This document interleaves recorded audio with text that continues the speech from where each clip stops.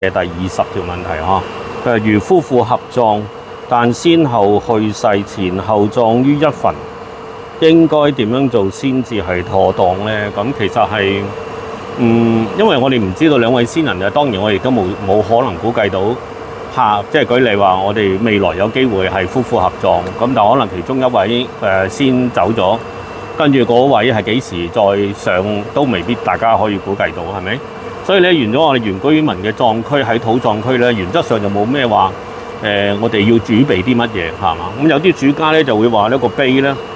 就仍然做咗啦，到時先至揾石廠嘅師傅上山刻字有嘅。咁亦都有啲咧就話咧，原則上個碑到時我成副去換咗又有嘅。咁但係喺我哋嘅風水界教上咧，就要驚住因為換碑而換咗個新嘅元運入去咁樣嘅。咁呢個就係其中我哋嘅學問嘅一個部分啦。咁但係咧，你講緊話灰中即係灰流咧即係好似我後邊咁樣有亦都要計較嘅舉例譬如話你先人先上位我會話我灰嗰個嘅碑就到時如果刻字咧就冇嘅，因為呢一個碑較為平唔需要做呢樣嘢。到時咧就話咧後嗰位先人追上嘅時間咧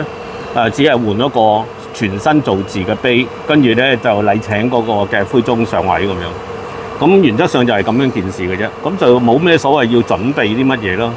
咁當然有啲後人又估計話，哎呀，先人第一個走咗，第二個其實連隨，因為都可能係年紀大啦，或者係醫院咁樣，